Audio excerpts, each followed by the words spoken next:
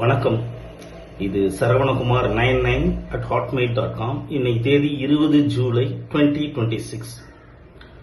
என் friend வந்திருந்தாப்புல வீட்டுக்கு மத்தியானம். நாங்கள் ரெண்டு பேருமே முன்னாடி கொஞ்சம் டிஎம்கே அபிமானி, இப்போ கொஞ்சம் கொஞ்சமாக டிவிகேக்கு சேஞ்ச் ஆகி போகிறோம். அவர்கிட்ட கேட்டேன், எப்படிப்பா இருக்கு ஆட்சியெல்லாம், சேஞ்சு தெரியுதா அப்படின்னு. சேஞ்செல்லாம் தெரியுது, ஆனால் விமர்சனத்தை தாங்கிக்க மாட்டேங்கிறாங்க அப்படின்னாப்புல.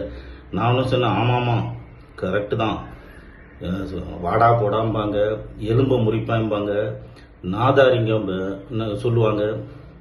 இந்த மாதிரி சின்ன சின்ன விமர்சனம் தாங்கலைன்னா அப்புறம் என்ன அரசு இது அப்படின்னு. உடனே அவன், நான் கலாய்க்கிறியா, பின்ன என்னடா இதெல்லாம் அவதூறு பேசுறது, மிரட்டுறது அப்படின்றதெல்லாம் கலவரத்தை தூண்டும். நான் இப்போ விஜய் ஃபேன்ஸ் எல்லாம் நினைச்சா எதுவும் செய்ய முடியாதா, அது தூண்டக்கூடாதுன்னா. அதனால அவங்க கரெக்டாக தான் செய்யறாங்க. எவ்வளோ பேர் விமர்சனம் வைக்கிறாங்க, அவங்களெல்லாம் விட்டாங்களே, யாரு டைரக்டா அட்டாக் பண்றாங்களோ அவங்களும். அதுக்கப்புறம் இன்னொன்று சொன்னா, ரைட்டு ஆட்சி நல்ல டைரக்ஷன்ல இருந்து, ஆனா பழைய பெருச்சாளிங்களையெல்லாம் மற்ற கட்சியிலேருந்து உள்ள சேர்க்கிறாங்களே அப்படி. ஆமாப்பா, அவங்களும் திருந்தி வரதுக்கு ஒரு சான்ஸ் கொடுக்க வேணாமா?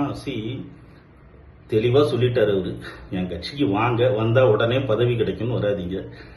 அப்படியே பதவி கிடைச்சாலும் சம்பாதிக்க முடியாது, அது அவங்களுக்கும் தெரியும். சம்பாதிக்க முடியாது மட்டும் இல்ல, வேலை செய்யணும் வேற. இப்ப பாரு, எல்லா மினிஸ்டரும் ஹாப்பியா இருந்திருப்பாங்க வீட்டுல, இப்ப காலம்பரையும் தந்துருங்க, வேலை செய்யணும், அதுக்கான பலன் கிடையாது, சம்பளம் மட்டும்தான். ஸோ இதை தெரிஞ்சு வராங்க. அதே சமயத்துல அவங்களோட கேஸ் எதையும் நம்ம கட்சி டிவிக்கு வக்காலத்து வாங்காது. அவங்க அதுல இருந்து அவங்க தான் அதை சால்வ் பண்ணிட்டு வரணும். இதெல்லாம் சொல்லிதான் உள்ள வராங்க. மேபி அவங்க ஒருவேளை நம்மளை காப்பாத்து வரோம்னு நினைக்கலாம், ஆனா இவர் அதை செய்ய மாட்டாரு. Let the law take its own course, அதுதான் அவரோட பாலிசி. பாப்போம், பொறுத்திருந்து. இன்னும் 4.5 வருஷம் டைம் இருக்கு, இன்னும் 3 மாசம் தான் இருக்கு.